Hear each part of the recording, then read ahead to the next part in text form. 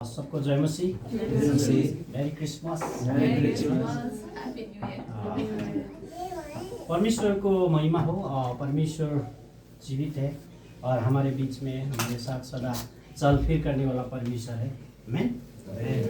तो आज वचन के लिए नरेश जी ने मुझे बोला था, तो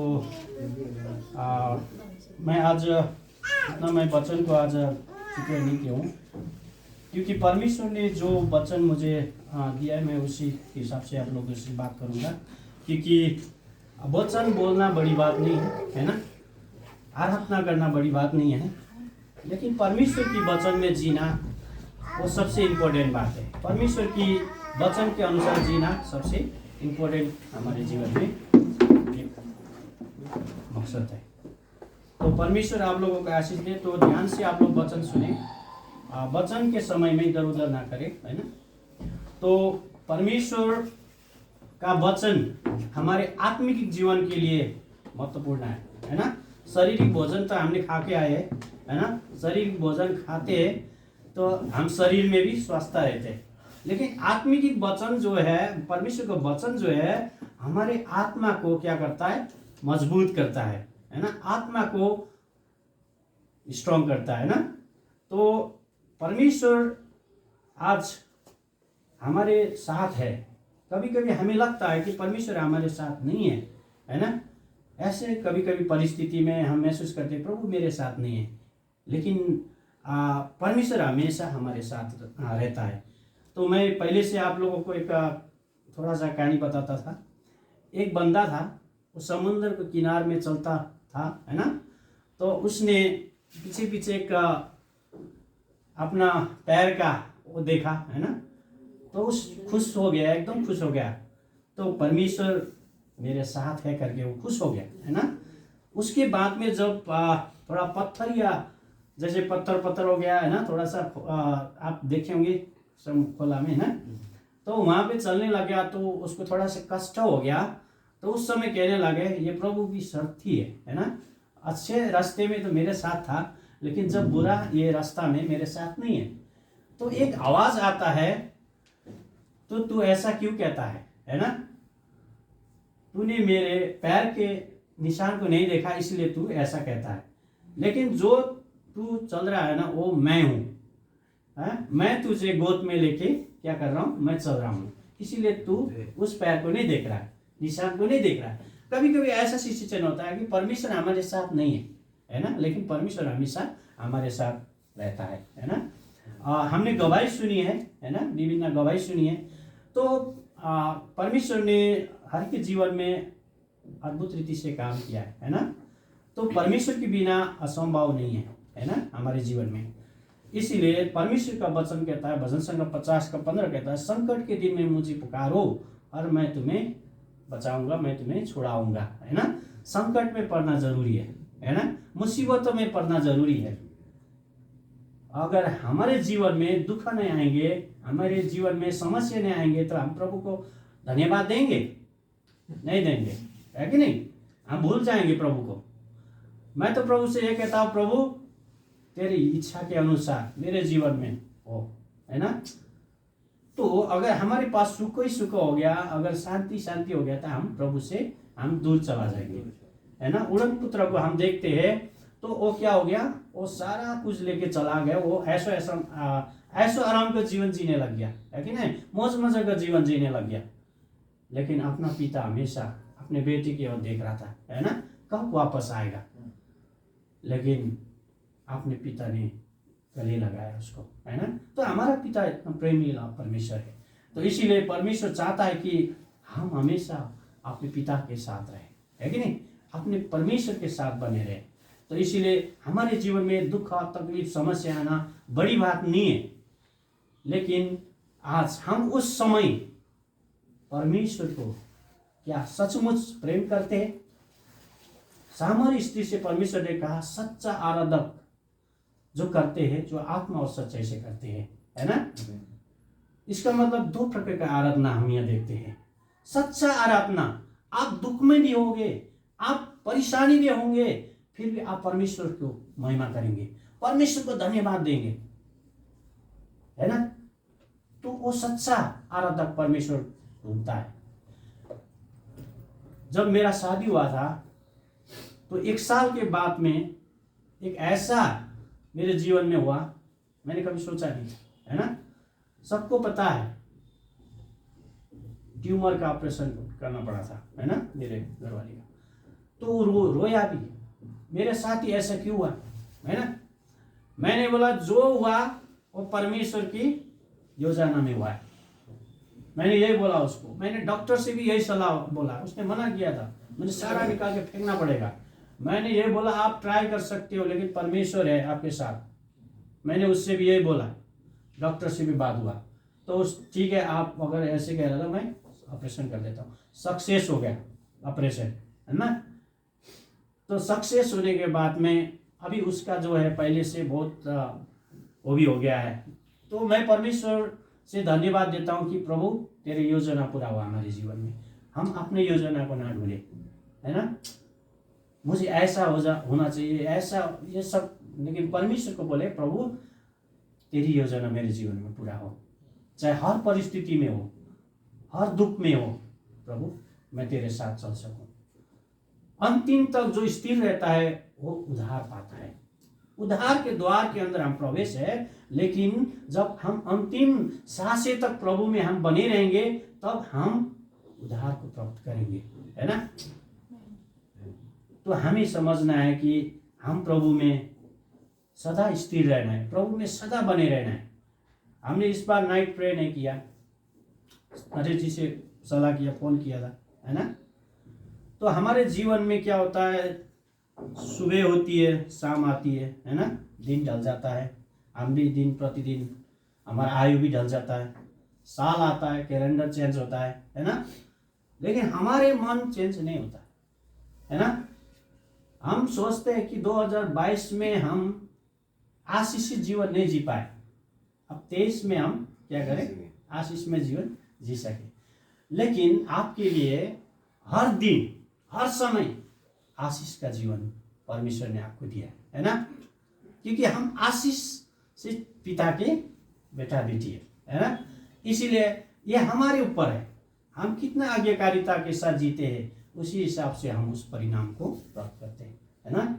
तो परमेश्वर चाहता है कि हम परमेश्वर के साथ रहे, हर दुख में हर परिस्थिति में भी परमेश्वर से बना रहे। हम प्रभु के लिए हम सच्चा एक आराधक बने। जो सच्चा आराधक बनता है उसके जीवन में समस्या परिस्थिति में आते हैं तो वो विजय होता है। आमीन। इसीलिए मैं कहता हूं कि आप लोग प्रार्थना करने वाले व्यक्ति बने।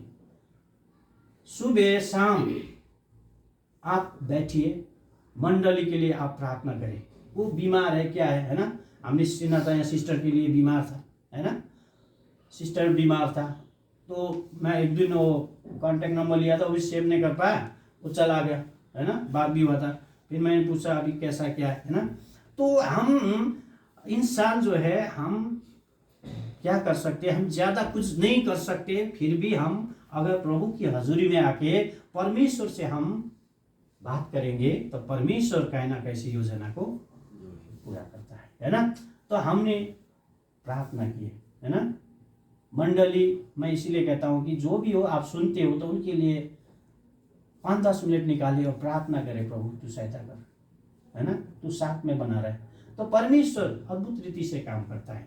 कभी कभी हम ऐसे परिस्थिति में होते हैं हमारा कोई नहीं होता है, लेकिन परमेश्वर हमारे साथ होता है। उस बात को हमेशा हमें याद करना है, ठीक है। तो इसीलिए आज हम वचन पाठ करेंगे। सामुएल, हम पहले सामुएल 15:1-22 तक आप नेपाली में है तो नेपाली में, हिंदी में है तो हिंदी में आप लोग पढ़ सकते हैं। अगर कोई हिंदी में है तो आप लोग पढ़े। पहलो सामुएल 15 और 22।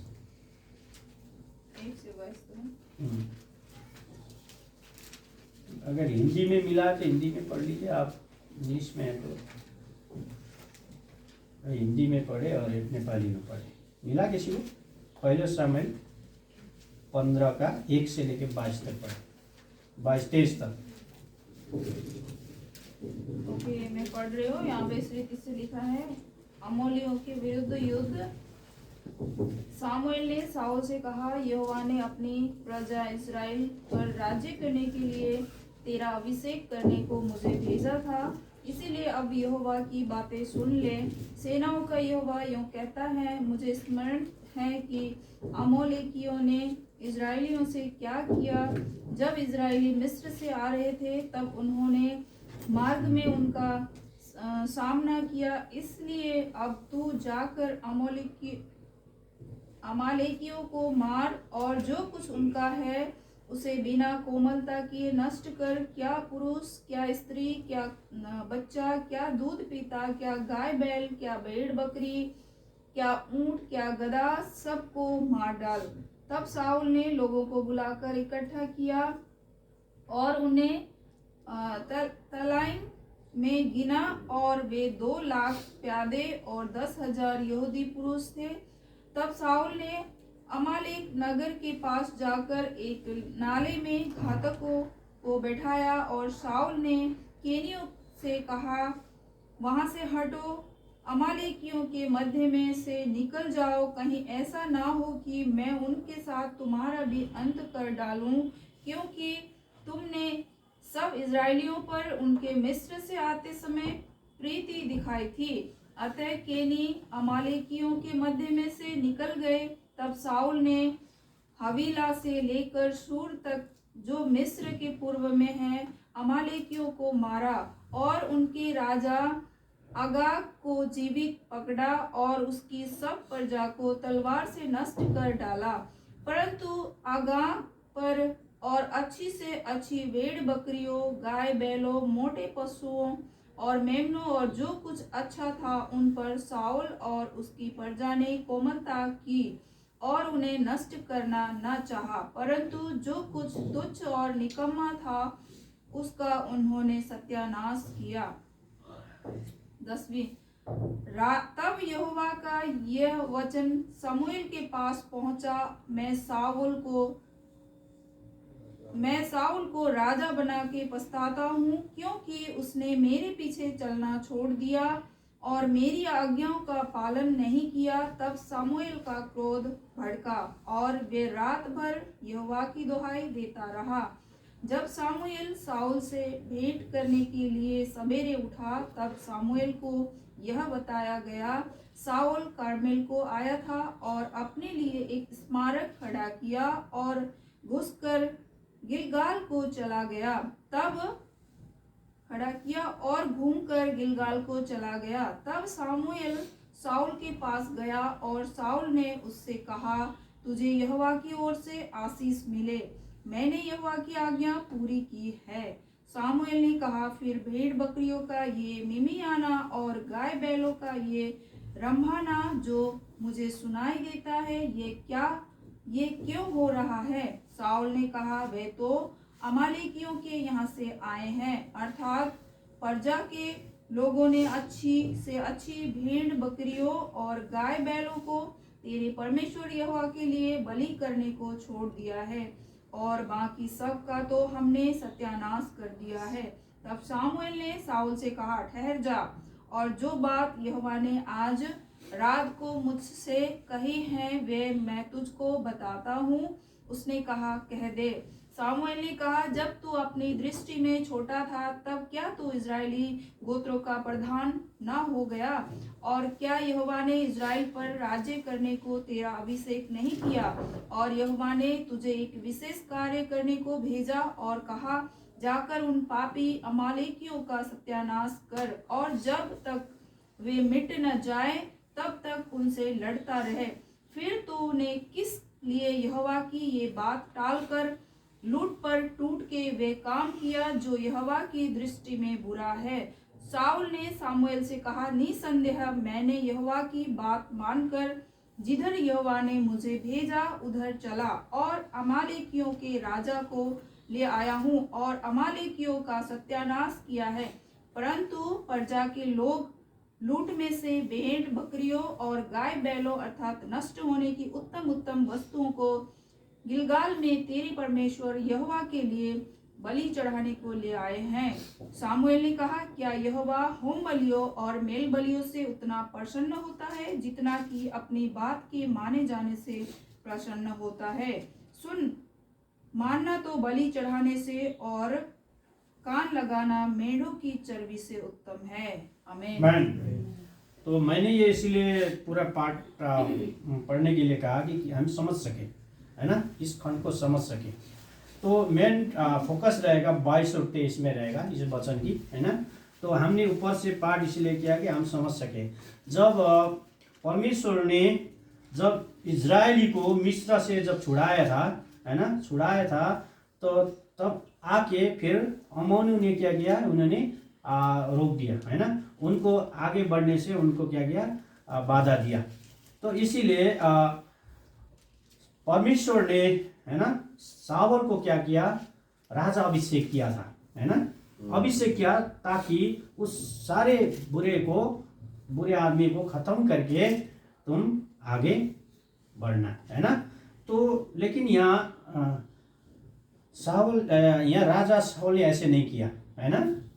उसने क्या किया, उसने हमला किया, उसने सब कुछ, उसने क्या किया, वहाँ पे क्या किया, सब परस्त किया। लेकिन वहाँ की राजा को क्या किया, राजा को भी पकड़ के ले आया और उसने अच्छे अच्छे बैलों को भी, है ना, मोटे मोटे बैलों को भी, बकरे को भी उसने क्या किया, लेके आया। तो परमेश्वर ने बोला था कि सबको नष्ट करना, एक को भी नहीं छोड़ना। लेकिन यहाँ शाऊल ने ऐसे नहीं किया, है ना। उसने जो मन पसंदीदा था वो उसने लेके आया, राजा को भी पकड़ के ले आया और फिर सामुएल के आगे बोलता है कि आप जैसे मुझे आज्ञा किया था मैंने ऐसे किया, है ना। तब सामुएल के कान में पहुंचता है कि ये मेमने की आवाज़ कहाँ से आती है, आ रहा है ना। तब पहले तो बोला मैंने सब कुछ किया, है ना, यह झूठ बोलता है। उसके बाद में बोलता है नहीं, ये तो मैंने परमेश्वर के होम बलि के लिए मैंने इनको तो जीवित पकड़ के ले आया हूँ और रखा हूँ, है ना। वो अपनी ईमानदारी दिखाना चाह रहा था। लेकिन परमेश्वर ये नहीं चाहता था। परमेश्वर चाहता था कि जो भी मैंने आज्ञा दिया था तुझे वो काम को करना है ना। परमेश्वर ने जो शाऊल को आज्ञा दिया था वो करना था, उसको खत्म करना था, वो सबको मिटाना था, है ना। लेकिन उसने ऐसा नहीं किया। उसने अच्छे अच्छे वस्तु को क्या किया, उसने पकड़ के लिया, है ना।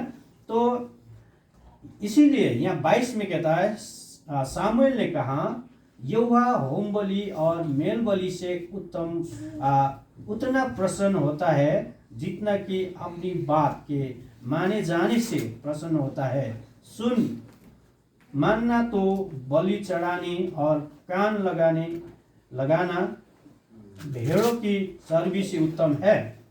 देख बलवा करना और भावी कहने वालों से पूछना एक ही समान पाप है, और हट करना मूर्तों और बुत देवताओं की पूजा के तुल्य है। तूने जो यहोवा की बात को तुच्छ जाना, इसीलिए उसने तुझे राजा होने के लिए तुच्छ जाना है। तो परमेश्वर ने जब शाऊल ने आज्ञा पालन उल्लंघन किया, जब परमेश्वर के दृष्टि में शाऊल गिरा, तब वो कभी नहीं उठ पाया उसके बाद से, है ना। जो उसने आज्ञा भंग किया उसके बाद से शामुएल वो कभी भी शाऊल राजा कभी भी वो परमेश्वर की दृष्टि में खड़ा हो नहीं पाया, है ना। तो परमेश्वर आज चाहते हैं कि हम परमेश्वर की आज्ञाकारिता में हम जिए, है ना। हम आज संडे के दिन ही हमें ऐसा महसूस होता है कि आज प्रभु का दिन है ना। हम नहा धो के बन ठन के आते, आज आराधना करना है ना, परमेश्वर में प्रार्थना करना है ना, वचन सुनना है। आज के दिन हमें ऐसा लगता है कि ये प्रभु का दिन है कि नहीं। आज के दिन ही हम ऐसा सोचते हैं। लेकिन आज परमेश्वर चाहते हैं आज हम विश्राम दिन में आके जब प्रभु की आराधना करते हैं, प्रभु की महिमा करते हैं, तो उसका जो स्थान है वो सही होना चाहिए, है कि नहीं? तब परमेश्वर हमारी आराधना को क्या करते हैं? स्वीकार करते हैं, है कि नहीं? तब परमेश्वर हमारे आराधना को तब स्वीकार करता है जब हम अपने आराधना की जॉब को सही करते हैं। बात समझ में आ रहा आप लोगों को, है ना? तो इसका मतलब ये है कि हम आज संडे कैसे आराधना करते हैं, है ना? हम किस रीति से प्रार्थना करते हैं उससे फर्क नहीं पड़ता है, लेकिन आपने जीवन पूरे हफ्ता कैसे जिया है, कैसे जिया पूरे हफ्ते आपने जीवन, उससे आपका आराधना में फर्क पड़ता है कि नहीं? होम बलि, पुराने समय में होम बलि जो था वो आराधना के समान था, है ना? लेकिन अभी हम क्या करते हैं? एकत्रित होके, इकट्ठा होके हम आराधना करते हैं, प्रभु की महिमा करते हैं। तो यहाँ पे ये बात हमें समझना है कि हम शनिवार से लेके आइतवार तक कैसे जीवन जीते हैं, है ना? हम शनिवार से आइतवार तक हम कैसे जीवन जीते, शनिवार तक कैसे जीते, सोमवार से लेके, है ना? कल से लेके शनिवार तक हम कैसे जीवन जीते हैं, है ना? हम मिलते नहीं है ना? ऑनलाइन में भी हम सुमित्रा सिस्टर और दिलबहादुर ब्रदर और मैं तीन ही परिवार मिलते हैं, है कि नहीं? तीनों की चेहरा हम ऑनलाइन में भी देखते हैं, तो बाकी हम नहीं देखते क्योंकि जब जुड़ेंगे जब देखेंगे, है ना? तो इसीलिए आज हमें हर दिन परमेश्वर प्रति ईमानदारी के साथ उस आज्ञाकारिता में जीना जरूरी है कि नहीं? हम पूरे सोमवार से लेके हम शनिवार तक कैसे जीवन जीते हैं, है ना? हम किसी रीति से एक दूसरे से हम व्यवहार करते हैं, है कि नहीं? हम लोगों से किस रीति से बातचीत करते हैं, हम उनसे कैसे संपर्क करते हैं, तो उनसे हम कैसा हम व्यवहार करते हैं, है ना? बाकी दिन हम कैसे जीवन जीते हैं उससे फर्क पड़ता है ना? बाकी दिन तो ऐसा लगता है हमारा दिन है ना? संडे का दिन ही ऐसा लगता है प्रभु का दिन है ना? संडे का दिन है, हमें आराधना करना चाहिए, प्रभु को, है ना, वचन सुनना चाहिए। तो आज प्रभु हमसे सिखाता है कि हमें कल से अगले शनिवार तक परमेश्वर की उपस्थिति में हमें रहना है, परमेश्वर की वचन की आज्ञाकारिता में हमें क्या करना है? जीवन जीना है। तो परमेश्वर की जब वचन पालन करते हैं तो हम आशीषमय कहलाते हैं, है ना? परमेश्वर की वचन जब हम पालन करते हैं, जब हमारा आराधना भी परमेश्वर सुनता है ना? तो हम संडे आके यहाँ पे आराधना करते हैं, है ना? हम वचन सुनते हैं, लेकिन परमेश्वर सोचता होगा, है ना, बाकी दिन तो ये कभी भी मुझे नहीं याद करता, है ना? ये आज ही मुझे याद करता है, बाकी दिन ये एक दूसरे से, है ना, व्यवहार सही नहीं है ना? आज के दिन ही आज ये मेरे पास आता है। लेकिन आज हमें जीना है कि दिन प्रतिदिन सोमवार से लेके हमें शनिवार तक प्रभु की उपस्थिति में जीना है। तो परमेश्वर की उपस्थिति में जीने का मतलब है आज हम दिन प्रतिदिन के जीवन में विजय को हासिल करना है, दिन प्रतिदिन के जीवन में विजय को प्राप्त करना है ना? जब हम सुबह शाम प्रभु के साथ हम चलते हैं, हमारे जीवन में समस्या भी आए तो हम विजय होंगे। जब जिस व्यक्ति ने परमेश्वर की उपस्थिति को महसूस करता है, जो व्यक्ति और परमेश्वर की उपस्थिति को आज महत्वपूर्ण देता है, उसके जीवन में समस्या भी आए तो वो जरूर विजयी होगा, है ना? विजय दाऊद के जीवन में हम देखते हैं, तो दाऊद के जीवन में बहुत से समस्या आए, परिस्थिति आए, है ना? बहुत बार उसको हमला किया गया, लेकिन वो एक प्रभु की उपस्थिति में रहने वाला व्यक्ति था, परमेश्वर की उपस्थिति के साथ चलने वाला व्यक्ति था। इसीलिए आज दाऊद को कोई भी आज हानि से दाऊद को खत्म नहीं कर पाया, है ना? उसके ऊपर षड्यंत्र रचा गया, है ना, उसको मारने के लिए, फिर भी परमेश्वर के साथ वो हमेशा आराधना करता था। इसीलिए बचपन से ही वो एक परमेश्वर के नजीक रहने वाला व्यक्ति था, परमेश्वर की उपस्थिति में रहने वाला व्यक्ति था। इसीलिए दाऊद हर इतना बड़ा गोलियत से भी आज विजय हो पाया, है ना? इतना बड़ा गोलियत को भी जीत पाया उसने, ताकि वो आत्मा में सामर्थ्यहीन था। आज हमारे जीवन में भी ऐसे जीवन जीना है ना? आज हमारे जीवन में भी दिन प्रतिदिन परमेश्वर की उपस्थिति में रहना है। सुबह हो शाम हो आप लोग प्रभु की उपस्थिति में रहना है। परिवार हो आप फैमिली प्रे कर सकते हैं, फैमिली छोटा संगति कर सकते हैं, और आप लोग दिन प्रतिदिन प्रभु के नजीक जाइए, प्रभु की वचन पाठ करिए, है ना। तो प्रभु के नजीक आप दिन प्रतिदिन रहेंगे तो आपके जीवन में समस्या परिस्थिति आते फिर भी आप विजय होंगे। नहीं तो आप कमजोर है तो क्या होगा, आपके जीवन में समस्या परिस्थिति आते हैं तो आप उस समय गिर सकते हो, है ना। इस समय लड़ सकते हो। इसलिए हमें विश्वास का जड़ हमें बहुत गहरा हमारा होना जरूरी है ना। हमारे रिक्साना सिस्टर का सुन रहे थे हम, है ना, वो एकदम रिस्पेक्ट एकदम उसमें चला गया था, है ना। तो उस समय, है ना, परमेश्वर ने अपने लोगों को भेजा उसके पास, है कि नहीं, भेजा और बातचीत किया उससे बातचीत किया। तो अभी गवाही दे रहा था, है ना। तो परमेश्वर हमारे साथ है, परमेश्वर हमें हमेशा सहायता करने के लिए तैयार है, लेकिन हम परमेश्वर में कैसे विश्वास कर रहे हैं, उस विश्वास से आपको फर्क पड़ना चाहिए, है ना। परमेश्वर के साथ घनिष्ठ संबंध रखें, दिन प्रतिदिन परमेश्वर के साथ चलने की आप कोशिश करें। सुबह उठे प्रार्थना करें, शाम को प्रार्थना करें, आप समय मिले तो बाकी बातों से ज्यादा परमेश्वर के वचन में जाइए, है ना। तो आपकी आज्ञाकारिता के जीवन से आप आशीषित होंगे, आपके परिवार आशीषित होंगे, है ना, आपके संतान आशीषित होंगे आपकी आज्ञाकारिता से। क्योंकि आदम ने आज्ञा को नहीं माना, उल्लंघन किया तो क्या हुआ, सारों मानव जाति के लिए श्राप बन गया, पाप छा गया, है ना। लेकिन प्रभु यीशु मसीह ने जो आज्ञा पालन किया उसके द्वारा सारे धर्मी हो गया, सारा बचाया गया, है कि नहीं। इसीलिए हम परमेश्वर की वचन के साथ जिएंगे, परमेश्वर की वचन को आदर करेंगे, परमेश्वर की वचन में हम एक दूसरे प्रति हम ईमानदार बनेंगे तो हमारे परिवार में ब्लेस होगा, हमारे संतान में ब्लेस होगा, मंडली में ब्लेस होगा, है कि नहीं। हमें ये याद रखना है। तो आज का दिन हमें परमेश्वर के साथ आके प्रभु के लिए, आज प्रभु आपको मैं धन्यवाद, प्रभु आप हमारे साथ है, ये नहीं, लेकिन दिन प्रतिदिन घोषणा करना है, कल से घोषणा करना है आप मेरे साथ है ना।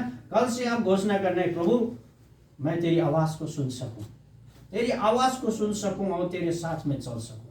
परमेश्वर का वचन कहता है मेरे भेड़ जो है मेरी आवाज को सुनता है, लेकिन हम कितना सुन रहे हैं उसकी आवाज को, है ना। क्योंकि हम इस संसार के भीड़ भाड़ में फंसे, इसीलिए हम उसकी आवाज को नहीं सुन पाते, है नहीं।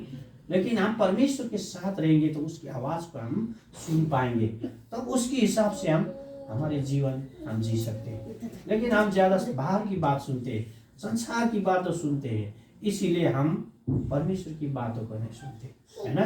तो परमेश्वर चाहता है कि हम उसकी आवाज सुनना है तो परमेश्वर के नजीक हमें रहना जरूरी है ना। परमेश्वर किससे बात करता है, परमेश्वर वचन से बात करता है ना। रोमी 10:17, है ना। तो वचन आप जितना पाठ करेंगे, जितना वचन आप पढ़ेंगे तो परमेश्वर आपको दिन प्रतिदिन क्या करेंगे, सामर्थ्यहीन बनाएंगे, है ना। संसार की ज्ञान अधूरा है ना। संसार की ज्ञान कभी भी पूरा नहीं होता, है ना। ऐसे साइंटिस्ट लोग आप देखते हैं ना, पता लगाते पूरा तो होता नहीं, फिर ऐसे मर जाते, है ना। मुर्गी कहाँ से पहले कौन क्या होता है, साइंटिस्ट ने पता लगाया, अंडे पहले आया मुर्गी का, इसमें कई साल लग गया, है ना। लास्ट में पता चला मुर्गी पहले आया, है ना। तो हमें आत्मिक जो ज्ञान होना जरूरी है, उससे क्या होगा, हमारा आत्मिक जीवन का पूरा होगा, है ना। शारीरिक ज्ञान से हमारा कभी भी पूरा नहीं होगा। तो इसीलिए हमें परमेश्वर की आत्मिक ज्ञान को रखना जरूरी है। परमेश्वर के वचन इसीलिए हमें पढ़ना जरूरी है क्योंकि परमेश्वर की ज्ञान हमारे अंदर होना चाहिए, है ना। अगर परमेश्वर की ज्ञान हमारे अंदर नहीं है तो फिर हम सावल की तरह हम उल्टा काम कर बैठेंगे, है ना। तो इसीलिए हमें ईमानदारी के साथ जीना है। मंडली में ये कहता हूँ कि आप लोगों को, आप लोग संडे आइए, प्रार्थना करिए, आराधना करिए, आप जो भी करें बहुत अच्छा है, लेकिन आप सोमवार से लेकर शनिवार तक परमेश्वर के साथ जीवन बिताएं, है ना। पूरे हफ्ता, ये नहीं है कि प्रभु सोमवार से मेरा दिन है करके आप शनिवार तक परमेश्वर को याद ही ना करे और आइतबारी या बेला होके आराधना करे, ऐसा ना हो। लेकिन दिन प्रतिदिन परमेश्वर के साथ हमें संगति करना जरूरी है ना। तो 2022 हमने छोड़ के अब 23 में हम आ गए। 23 में हमें नया एक क्या करना है, नया हमें विचारधारा को रखना है, नहीं तो हम 22 की तरह रह जाएंगे, है ना, 22 की तरह रह जाएंगे। 23 में हमें प्रार्थना करने वाले व्यक्ति बने। 2023 में मंडली प्रार्थना करने वाला बने, है ना, संगति में जुड़ने वाला व्यक्ति बने। तो परमेश्वर की आज्ञाकारिता से अब आशीष होंगे ना। तो फिर बोलोगे मुझे 2023 तो मुझे आशीष ही नहीं हो, है ना, क्योंकि आप परमेश्वर के साथ नहीं जुड़ रहे, आशीष के साथ कनेक्ट नहीं हो रहे, तो कैसे आशीष बन पाएंगे। तो इसीलिए 2022 हमने जैसे भी बिताया है आप लोगों ने, है ना, लेकिन 2023 में प्रभु की नजीक जाने की कोशिश करें, है ना, प्रभु की नजीक रहने की कोशिश करें। आप लोग व्यक्तिगत रूप से, है ना, प्रभु के साथ समय बिताए, तो एक दूसरे को आप आशीष शेयर कर सकते हैं, है ना। हमारे ग्रुप भी है, ऑनलाइन ग्रुप भी है, तो आप लोग वहाँ भी शेयर कर सकते हैं, है ना, आप लोग वहाँ पे आशीष को शेयर कर सकते हैं। उसमें आप लोग एक दूसरे को हौसला दे सकते हैं, क्योंकि परमेश्वर का वचन कहता है कि हमें एक दूसरे को हौसला देने में हमें पीछे नहीं हटना चाहिए। तो इसीलिए मंडली हम ईमानदारी के साथ परमेश्वर की महिमा करें और परमेश्वर के साथ हमें बना रहे, और पवित्रता के जीवन हमें जीना जरूरी है ना। आपने कैसे आराधना किया, कैसे प्रार्थना किया, कैसे वचन बोला, उससे फर्क नहीं पड़ता। आप कैसे जीवन जीते उससे फर्क पड़ता है ना। उससे बहुत डिफरेंट आपके जीवन में, उससे बहुत भिन्नता होगा। तो इसीलिए परमेश्वर ने हमें इसलिए बोला है क्योंकि परमेश्वर के साथ रहने के लिए, उस पवित्रता के जीवन जीने के लिए परमेश्वर ने हमें बोला है। आप लोग पहले थिस्सलुनीके 4:7 आप पढ़ सकते हो, वहां भी हम पढ़ेंगे एक वचन को। मैं ज्यादा लंबा नहीं बोलूंगा, क्योंकि परमेश्वर ने हमें अशुद्ध होने के लिए नहीं परंतु पवित्र होने के लिए बुलाया है। आमीन। आमीन। तो परमेश्वर का योजना क्या है हमारे प्रति, हमें पवित्र होने के लिए क्या किया, बुलाया है। तो अशुद्ध होने के लिए नहीं बुलाया। जब परमेश्वर की वचन की आज्ञाकारिता में हम नहीं जिएंगे, परमेश्वर के वचन के अनुसार हम नहीं जिएंगे, तो हम अपने जीवन को हम पवित्रता से हम क्या करेंगे, अलग कर देते हैं, है ना। जब हम परमेश्वर की वचन के अनुसार जिएंगे, परमेश्वर की आवाज सुनेंगे, तो हम पवित्रता के जीवन हम जी पाएंगे, है ना। तो परमेश्वर चाहता है कि हम पवित्रता के जीवन जिए, है ना। एक दूसरे से प्रेम रखें, एक दूसरे से नजीक रहिए आप लोग, है ना। बातचीत करिए। अगर आप लोगों के पास नंबर है तो आप लोग कॉल कर सकते हो, है ना, बात कर सकते हो कैसा क्या है। तो आप लोग एक दूसरे को हौसला दे सकते हैं। जैसे नरेश जी सिस्टर से बातचीत किया, हौसला मिला, है ना। तो परमेश्वर एक दूसरे के जीवन से काम करता है। इसीलिए आज हमें एकता में रहना जरूरी है ना। एकता में, अब ये कितने बंदे हम कम से कम 10-15 बंदे हैं, लेकिन हम एकता में रहेंगे, है ना, एकजुट होंगे, तो हम कुछ भी कर सकते हैं। लेकिन अलग अलग सोचेंगे, अलग अलग रहेंगे, तो हम कुछ भी नहीं कर सकते, है कि नहीं। इसलिए हम मसीह में एक है ना, एक परिवार है। इसीलिए हमें उस संबंध के अंदर आना जरूरी है, उस संबंध के अंदर हमें रहना जरूरी है। तो आज से हमें ये निर्णय ले कि मंडली एक परिवार है ना। तो हमारा पिता परमेश्वर है ना, हम उनके अंग है। हमारा जैसे शरीर में हमारा विभिन्न हाथ है, पैर है ना, हर चीज है, सबका अलग अलग क्या है, उसका रोल है। तो मंडल ये 10-15 बंदे हैं, तो सबका वरदान अलग अलग होंगे, है ना। सबका परमेश्वर का एक बुलावट अलग अलग है। इसीलिए उस हिसाब से हमें परमेश्वर की इच्छा को पूरा कर सकते हैं, है ना। लेकिन अगर हाथ बोले मेरा ये काम नहीं है ना, पैर बोले तो कुछ काम नहीं बनता। इसीलिए हम एकजुट होने की जरूरत है, और सबसे पहले परमेश्वर की आज्ञाकारिता में जीवन जिए, और पूरे हफ्ता परमेश्वर के साथ हम जीवन बिताए, एक दूसरे से हम विश्वास के साथ जिए, है ना, एक दूसरे से व्यवहार अच्छा रखे, तो सब कुछ में परमेश्वर आशीष देगा, है ना। अगर हम परमेश्वर के साथ हम रिश्ता नहीं रखते, परमेश्वर की आवाज़ को नहीं सुनते, तो हमें कोई फायदा नहीं होगा। इसीलिए हमारे जीवन में दिन प्रतिदिन परमेश्वर के साथ जीवन बिताना जरूरी है। तो परमेश्वर ने हमें शुद्ध होने के लिए, पवित्र होने के लिए बोला, इस बात को हम जाने, है ना। तो परमेश्वर की आज्ञाकारिता के द्वारा हम शुद्ध और पवित्र हो सकते हैं, है ना। तो परमेश्वर की वचन यदि पालन नहीं करेंगे तो हम पवित्र नहीं होंगे, है ना। तो इसीलिए शाऊल राजा ने यहाँ पे क्या किया, असल असल चीजों को उसने छुपा के रखा, है ना। परमेश्वर ने सब कुछ खत्म करने के लिए बोला था। तो इसीलिए हमारे जीवन में भी ऐसे बहुत से आदत होंगे, है ना, पुराने स्वभाव होंगे, है ना, जो हमें अच्छा तो लगता होगा लेकिन वो परमेश्वर के दृष्टि में, है ना, गलत हो सकता है। इसीलिए उस चीज को खत्म करें, उस चीज को नष्ट करें हमारे जीवन से पूरा, है ना। उस चीज को नष्ट करना जरूरी है और हमें परमेश्वर की इच्छा के अनुसार जीवन जीना जरूरी है।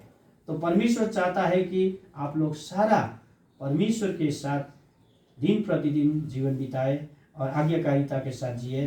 तो परमेश्वर आपके जीवन में आशीष करे, ब्लेस करे और आने वाले दिनों में परमेश्वर के और नजीक हो पाए। 2023 हम प्रभु के और नजीक हो सके, है ना, प्रभु की और नजीक पहुंच सके और प्रभु की नजदीक रह के हम अपने जीवन बिता सके। ये हमारे लिए बहुत बड़ा आशीष है ना, ये हमारे लिए बहुत बड़ा आशीष है। तो परमेश्वर आप लोगों को आशीष दे। तो मैं ये वचन को ज़्यादा नहीं आगे नहीं बढ़ाऊंगा, और भी प्रभु भोज भी है, ठीक है। तो इसीलिए आज हमें ये समझना है कि हमें कल से शनिवार तक हमें आज्ञाकारिता के जीवन जीना है ना। तब हमारे जब आराधना करते तो परमेश्वर उस आराधना में अद्भुत काम करेंगे, है ना। उस आराधना में परमेश्वर सामर्थ का काम करेंगे। तो इसीलिए हम आज्ञाकारिता का जीवन जिए, क्योंकि परमेश्वर का वचन यही कहता है कि शाऊल से, उस बलि से, उस बलिदान से बढ़कर आज्ञाकारिता है ना। इसीलिए आज्ञाकारिता के साथ हमें पहले परमेश्वर में आना जरूरी है। तो परमेश्वर आपको आशीष दे। तो प्रभु सबको ब्लेस करे। 2023 में हम प्रभु के साथ और नजीक जी सके, आशीष में जीवन जी सके। परमेश्वर सबको आशीष करे। आमीन।